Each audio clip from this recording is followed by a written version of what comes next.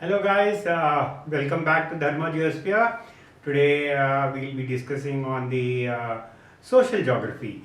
After having done with you all on the humanistic geography, the behavioral geography and the radical geography, we'll today discuss the other arm of the human geography, that is the social geography.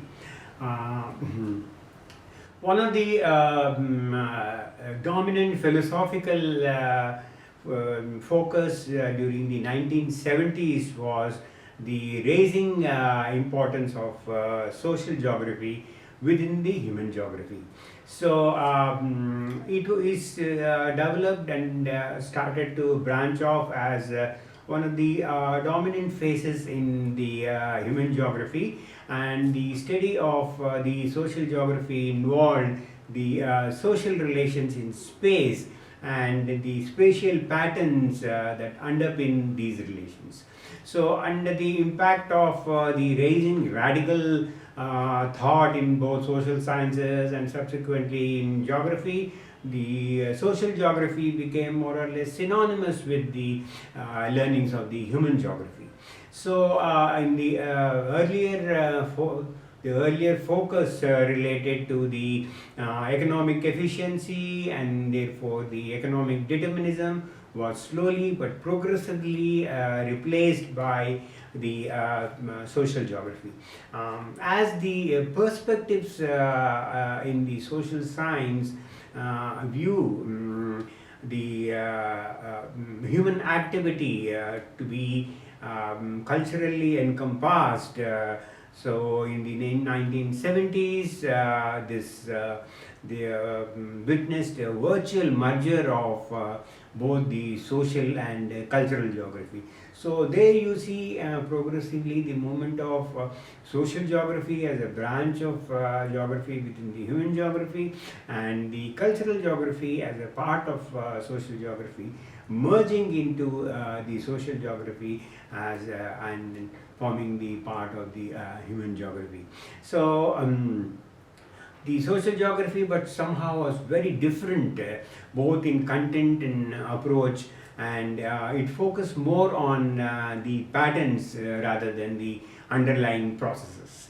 The new social geography further was influenced by the Marxist and also the French sociology, so much so that it became pronouncedly politicized social geography. So the one of the alternatives of the social geography which emerged during that time was the concept of social justice, which actually can be traced back to the rise of radicalism in the 60s. But it is far from true that social justice, or the way geographers viewed that the social content was not there during the earlier part of the geographic evolution, because they were questioning the morality and ethics part, though not the way it developed during the evolution of social geography, but it was there. For example, you remember the Humboldt's regional study of Spain. It did focus on social justice in the regional context. And similarly, you had Kropotkin and also Reckless, who did mention about the relevance of and the importance of ethics and morality in their regional studies. But unfortunately, their voices were just cries in wilderness, and they were not very heard of, and they could not make any impact during that time, because there were other schools of thoughts which were in vogue and which were much more impactable. But the switch over on focus on the social justice took over the value-based concepts of the geography of man, and that's how it stood and sustained as an important domain of the human geography.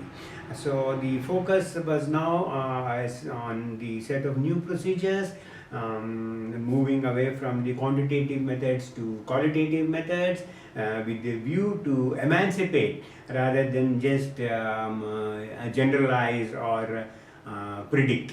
So, and also during this process, the semi-structured interviews replaced the formal geographic and regional surveys. So it was much broad-based, with always that human element in there, considering the ethics and the moralities involved at that time during the development of social sciences and eventually in geography. More focused view on the social justice came up following a publication by Harvey on the Harvey formulation, as it was very popularly called at that time. It was titled the Social Justice and the City. Through this publication, it was argued that the distribution of the social incomes should be made in such a way that the needs of all the sections of the people are met equitably, and the maximum interterritorial needs are also covered during this process of the social distribution of the social income. So apart from this, the multiplier efforts and the distribution of development funds should also be done in such a way that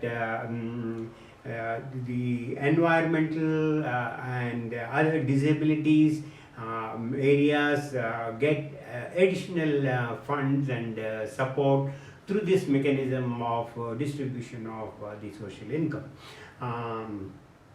In spite of whatever may be done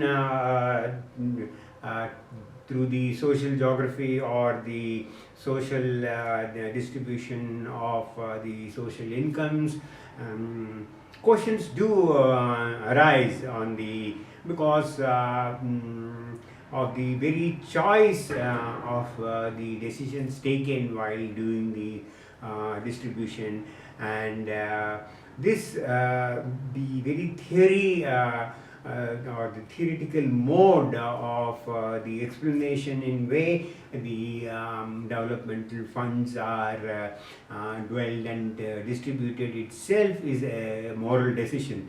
So there are bound to be questions asked.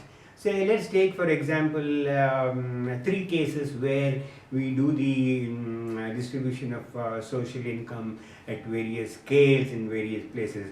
The first could be the spatial association and between the poverty-ridden areas and highly densely populated areas and less densely populated areas.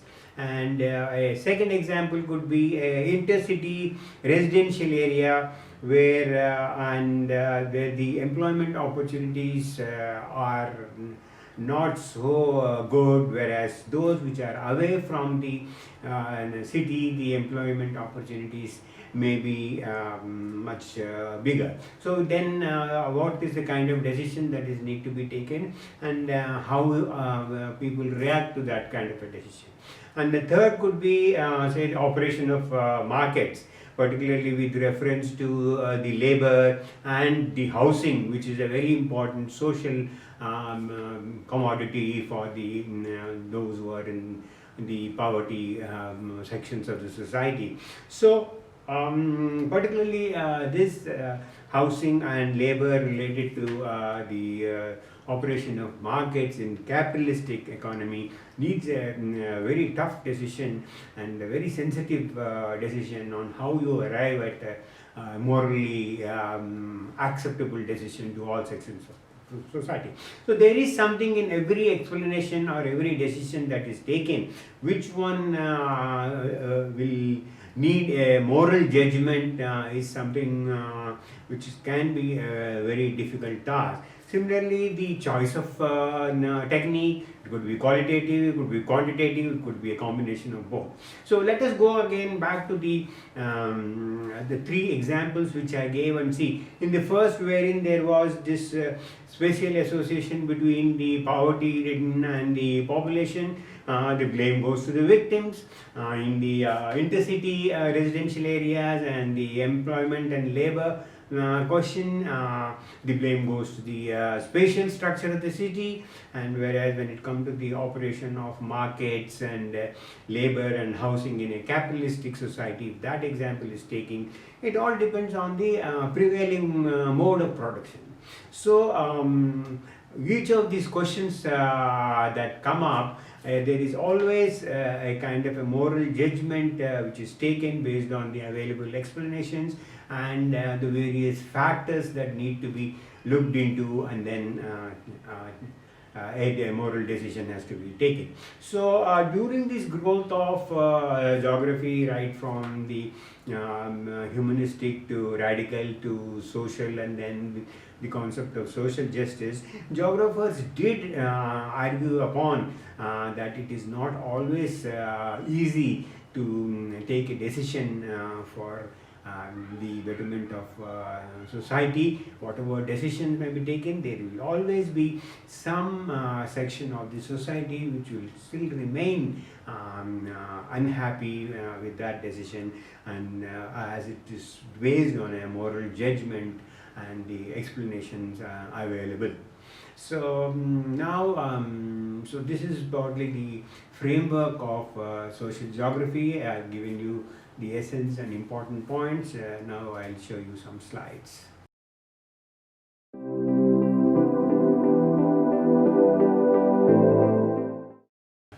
So guys, I'll now show you some slides related to the important points of the social geography. As I said, the social geography as a study related to social relations in space and the spatial structures that underpin these relations.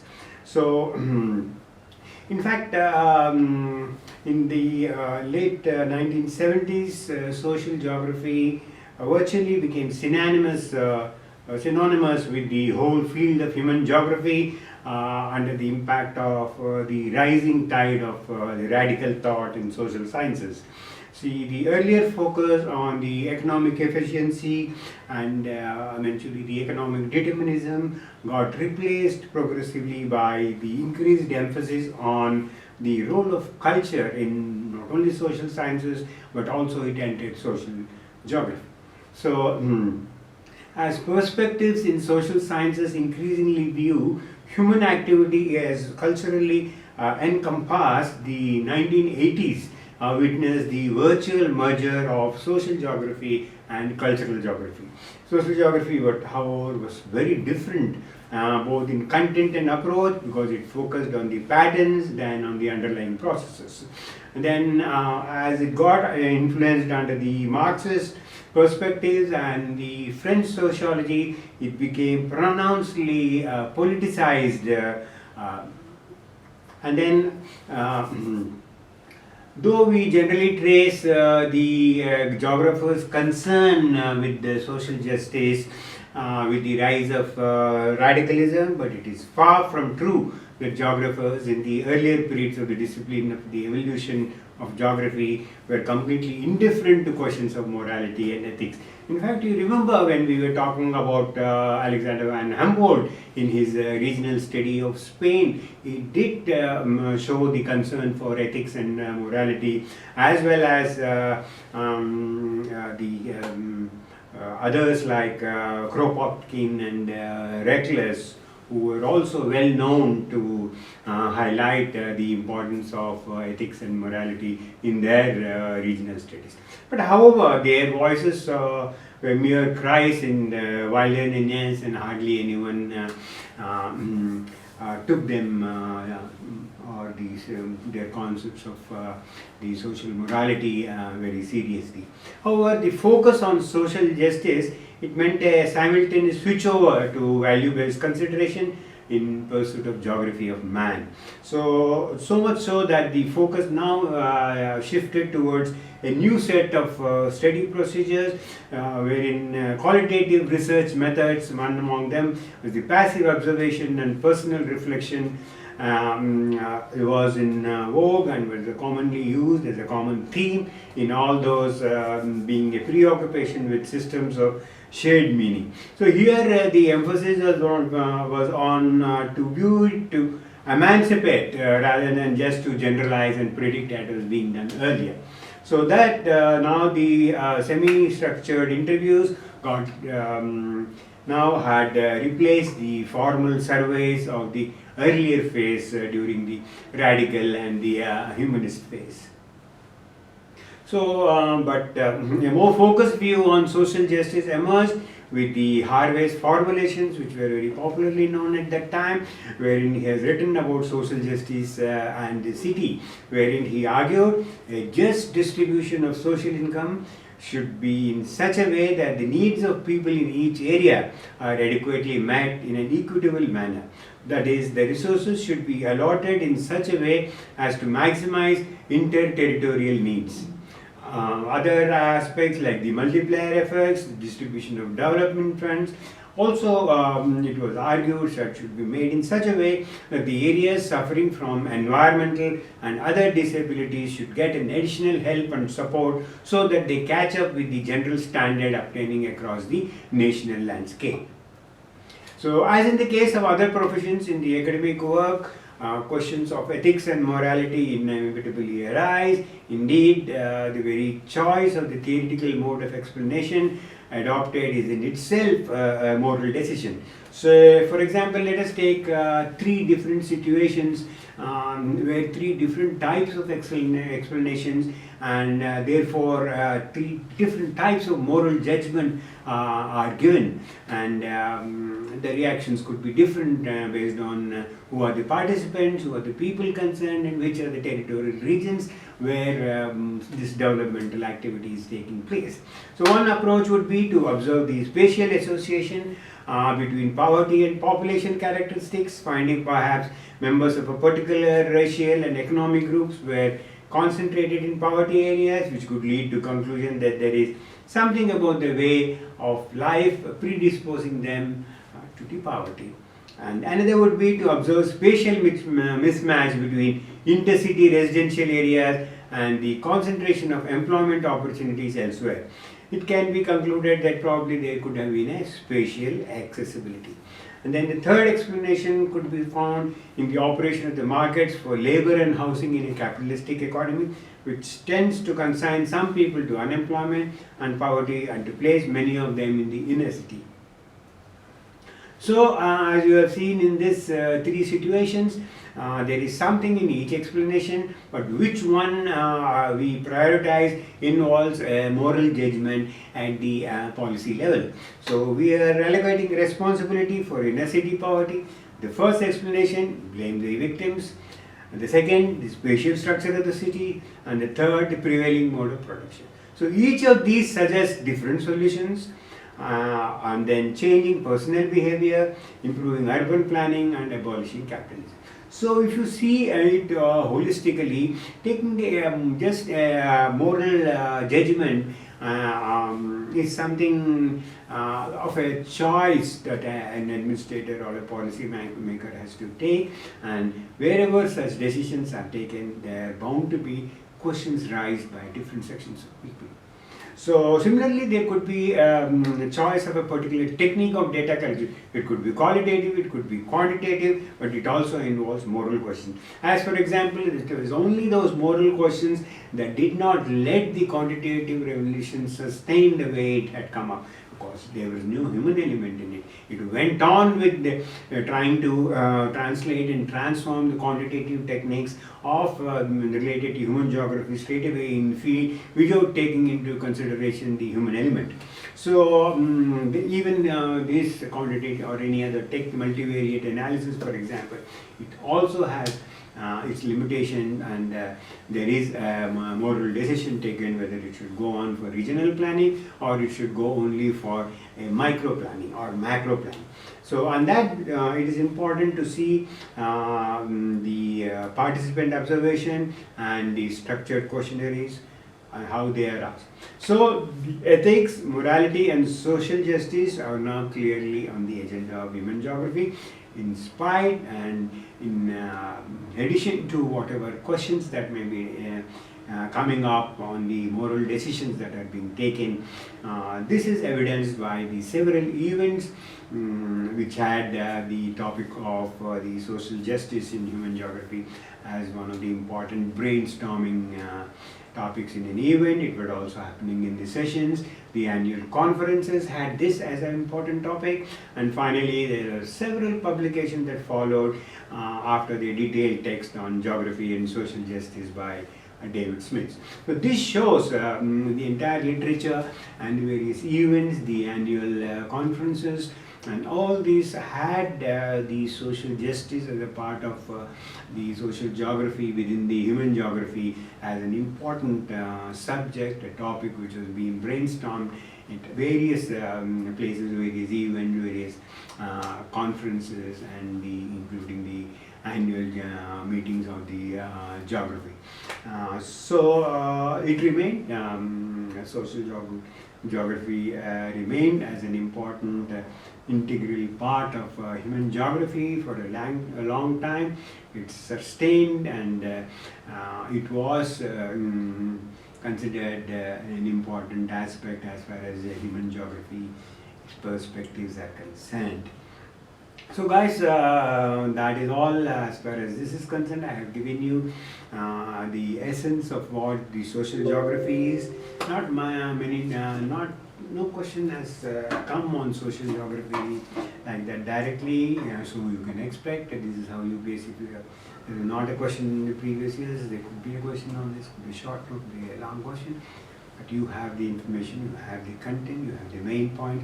Just go through it, just revise it, and just stay. We are already on the 16th of December, so you hardly have another fortnight. So guys, stay focused, keep now the revisions will start, and stay tuned and stay safe. All the best. I'm sure you will all do very well in the main examination, and if you have any doubts, and some of you have been emailing me, please do write to me. Please feel free to WhatsApp, and then we'll be in touch, and then I'll see you in the next video. That will be on the regional concept and then some controversies related to that. It's a very interesting topic. So guys, we'll catch up. Bye.